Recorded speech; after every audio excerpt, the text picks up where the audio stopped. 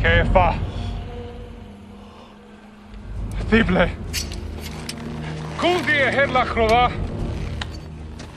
Big krova ge bud.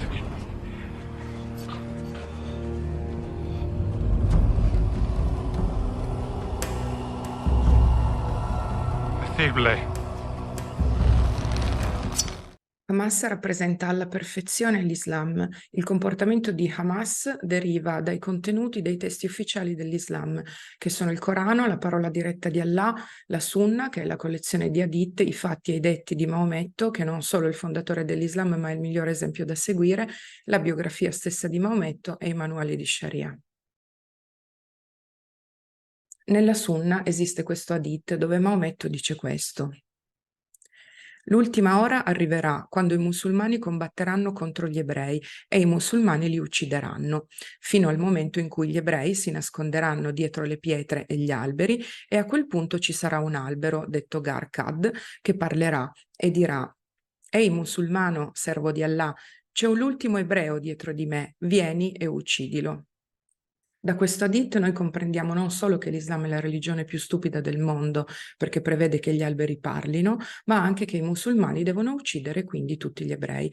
Per questo motivo sabato mattina Hamas si è introdotta nello Stato di Israele con un'operazione che è un'infiltrazione fisica che non si è mai vista prima nella storia. Circa 1000 terroristi hanno sconfinato all'interno dello Stato ebraico di Israele. Nel frattempo, poco prima, sono stati lanciati sempre da Hamas contro Israele circa 2000 razzi. Israele è protetta, lo saprete, dalla cupola di ferro. Senza la cupola di ferro adesso al posto di Israele ci sarebbe un posacenere. Nel frattempo dalla moschea di Gerusalemme hanno anche incitato alla lotta con un primo bilancio che era soltanto di 20 morti e 250 feriti, soltanto fra virgolette. Perché? Perché sono musulmani. Dopodiché anche l'Iran ha voluto riunirsi nel Parlamento e gridare tutti insieme: morte a Israele, Israele verrà distrutta. Perché? Perché sono musulmani.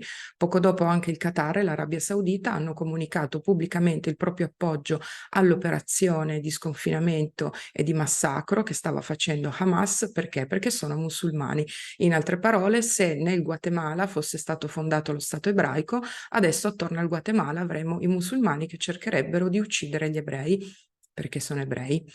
Così come se lo Stato di Israele fisico e geografico di oggi fosse abitato da cristiani o laici o buddisti o induisti, nessuno starebbe parlando di terre rubate ai palestinesi da dover ridare indietro.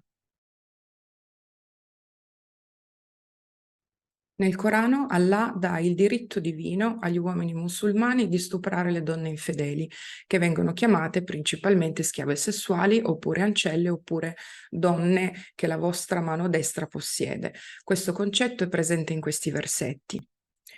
Nel versetto 3 della Sura 4, nel versetto 24 della Sura 4, nel versetto 50 della Sura 33, nel versetto 30 della Sura 70. In un altro versetto ancora del Corano, nella Sura 23, dai versetti dall'1 al 6, Allah stabilisce che il buon musulmano è un uomo che si astiene dai rapporti sessuali, fatta eccezione per le donne infedeli che possono tranquillamente essere violentate. Anche nella Sunna abbiamo un hadith che ci parla delle schiave sessuali proprio catturate come bottino di guerra, quando a un certo punto dei nobili stupratori si avvicinano a Maometto per chiedere se debbano praticare il coito interrotto, e Maometto risponde: assolutamente no, tanto chi deve nascere nascerà. I tafsir e i manuali di Sharia confermano tutti questo concetto della schiavitù sessuale, che non è mai stato abrogato da nessuno, è in vigore ancora adesso, e questo è il motivo per il quale l'abbiamo sempre visto praticato dallo Stato islamico, da Boko Haram, da Al-Shabaab, da Tahrir al-Sham, da Jabhat al-Nusra, tutti quanti, comprese anche le gang di nobili stupratori che si aggirano per l'Europa.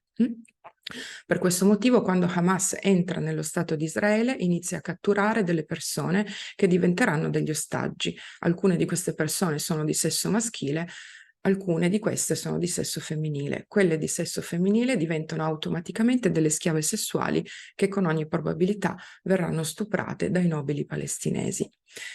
Io spero che non vediate mai alcune foto e alcuni video. Se doveste disgraziatamente trovarne qualcuno, la parola che usano i palestinesi per definire le schiave sessuali è sabie, e se vi dovesse capitare quindi di vedere qualche nobile stupratore che inquadra queste donne buttate per terra e usa questa parola, sappiate che sta dicendo, sta mostrando agli altri con orgoglio e con fierezza le schiave sessuali appena catturate con il suono sabie.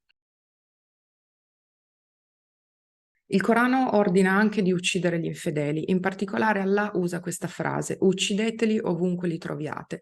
Questa frase è presente in 3 punti diversi del Corano, che sono il versetto 191 della Sura 2, il versetto 89 della Sura 4 e il versetto 5 della Sura 9. Per questo motivo, quando Hamas entra nello Stato di Israele ed inizia il massacro, altri 2 turisti israeliani vengono uccisi in Egitto.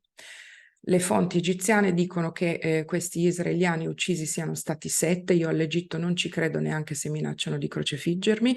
Le fonti occidentali dicono che i morti sono stati 2 turisti israeliani e una guida turistica egiziana. E sempre per questo motivo, a causa di questo versetto, Mohammed Daif, che è uno dei capi di Hamas, nell'ultima intervista della sua miserabile vita, perché poco dopo verrà ucciso e incenerito dalle IDF, rilascerà appunto questa intervista in cui esorta i musulmani ad uccidere gli infedeli, menzionando questo versetto del Corano, questa frase del Corano che si ripete 3 volte da parte di Allah nel libro più stupido del mondo, e aggiunge anche di uccidere gli infedeli con coltelli, fucili e macchine, automobili. Il Corano dice che gli ebrei sono scimmie, porci e maiali e al-Fatiha, la preghiera che i musulmani ripetono 5 volte al giorno, si conclude con questo sentimento di rabbia da parte di Allah che è perpetuo ed è eterno, è un sentimento di ira e di collera. Inoltre nel versetto 14 della Sura 9 Allah stabilisce che il musulmano buono che vuole dare prova di fede può tranquillamente può concretizzare questa collera e questa ira di Allah punendo fisicamente l'ebreo con la propria mano. Per questo motivo, quando il massacro degli ebrei e degli israeliani inizia sabato e Hamas ha già iniziato a fare molte vittime, Al-Fatah si congratula con Hamas pubblicamente dicendo che si sta verificando un grande successo e una grande vittoria da parte dell'Islam, perché Hamas con la propria mano sta punendo i figli delle scimmie e dei maiali. Inoltre Al-Fatah aggiungerà anche che tutti i musulmani si devono preparare a combattere contro gli ebrei perché sono ebrei e che si tratta di jihad.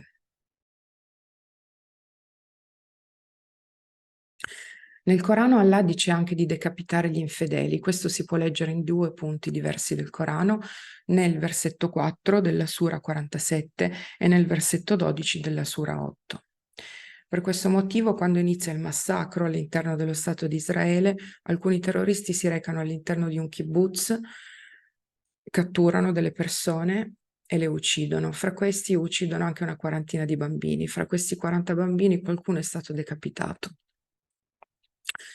Durante la notte, mentre preparavo il testo per questo video, che inevitabilmente verrà pubblicato qualche ora dopo, è uscita anche una notizia secondo la quale l'associazione che si occupa di ricomporre i cadaveri nello Stato di Israele avrebbe trovato alcuni cadaveri abusati sessualmente. Stando a questa associazione che di mestiere si occupa di raccogliere i cadaveri, queste persone sia adulte che bambini sono stati legati, sono stati abusati sessualmente, poi sono stati o fucilati oppure arsi vivi oppure decapitati. E sempre durante la notte è uscita anche una notizia secondo la quale alcuni soldati israeliani sono stati decapitati. Israele non ha voluto diffondere il video, secondo le fonti israeliane, proviene da Hamas e mostra di proposito dei soldati israeliani decapitati con l'unico scopo di compiacersi della grande vittoria e di terrorizzare il nemico. Israele non ha voluto né diffondere il video né dire quanti soldati israeliani siano stati decapitati finora.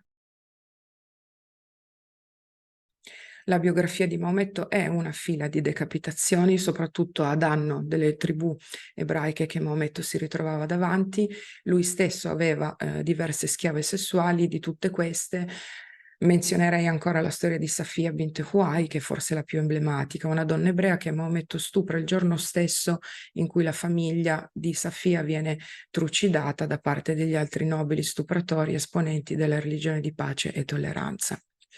Un'altra frase importante, famigerata di Maometto è: il terrore mi ha reso vittorioso, nonché la guerra è inganno, e questo basta e avanza per definire Hamas una organizzazione terroristica anche sulla base, principalmente sulla base di questo comportamento di Maometto. Hamas non arriva con una divisa, arriva a volto coperto, non rispetta le regole di guerra, le regole belliche che è già facile che da sole saltino necessariamente, ed è a tutti gli effetti un'organizzazione terroristica. Per questo motivo, quando Hamas riporta gli ostaggi nella striscia di Gaza, alcuni cadaveri vengono portati in giro come fosse una parata, la parata di un trofeo. E questi video, che nuovamente mi auguro non vediate mai, ma probabilmente li avete visti, mostrano dei bambini che corrono dietro a questi cadaveri felicissimi, perché si tratta di cadaveri di ebrei, o peggio ancora di donne ebree. Probabilmente queste donne ebree, anche da morte, vengono violentate. Per concludere, tutto quello che Hamas ha fatto e tutto quello che Hamas sta facendo è Islam perfetto. Hamas rappresenta l'Islam alla perfezione e tutti i musulmani credono all'Islam. Questo significa che tutti i musulmani credono a quello che stiamo vedendo in questi giorni. Io personalmente non ho trovato musulmani, o meglio ancora autorità islamiche, istituzioni, moschee, che abbiano condannato questo massacro in Israele. E non capisco neanche perché dovrebbero farlo, nel senso che la religione dice questo. Voi domenica andrete a messa entrando in chiesa dicendo che Gesù non è il figlio di Dio? Il bilancio aggiornato quanto più possibile è questo, delle vittime israeliane, ma anche di qualche straniero presente durante questo massacro, è di più di 5.000 razzi lanciati contro Israele, più di 1.200 morti e più di 3.000 feriti. L'11 settembre, le prime vittime dell'11 settembre in 20 minuti sono 3.000, per dare le proporzioni, ma per darle ancora meglio noi possiamo prendere la demografia di Israele, che sarà grande come il Piemonte, come la Lombardia, applicarla alla demografia italiana, e facendo un piccolo calcolo delle proporzioni otteniamo la percezione del massacro che in questo momento stanno vivendo gli israeliani. Se Hamas facesse la stessa cosa in Italia, rispettando le proporzioni, noi in Italia avremmo più di 7.000 morti, più di 12.000 feriti e più di 256 bambini uccisi. Scusatemi, più di 250 bambini uccisi. I paesi in cui i musulmani hanno manifestato, e hanno manifestato anche il proprio appoggio ad Hamas, il proprio supporto, e hanno quindi condiviso la grande gioia di questo massacro di Hamas, che io sia riuscita a registrare, sono questi: Turchia subito, Egitto, capitanato dalla Università Al-Azhar, cioè i teologi dell'Islam, giustamente tutto islamico, l'Inghilterra, dove alcuni musulmani sono riusciti a porsi davanti alle telecamere con il proprio telefonino, sorridendo e celebrando questo massacro, mentre sul proprio telefonino si vedevano i cadaveri degli israeliani macellati. L'Australia, dove hanno anche gridato nella città di Sydney: gasate, gasate gli ebrei.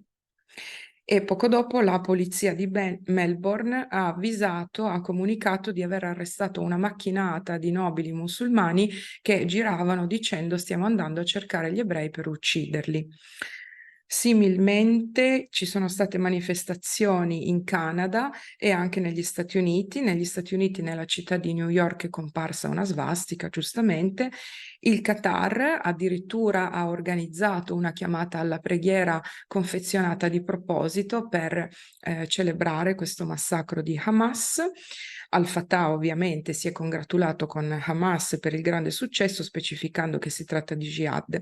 In Grecia c'è stata una rissa demenziale che non ha comportato nessun ferito, ma poco dopo i rappresentanti della religione di pace hanno fatto delle foto e dei video che hanno pubblicato sui propri canali, come ad esempio TikTok, che TikTok non ha cancellato, dove loro sono fotografati con dei coltelli, e uno di questi musulmani fa finta di essere ebreo e gli altri fanno finta di decapitarlo. Questi video sono ancora online.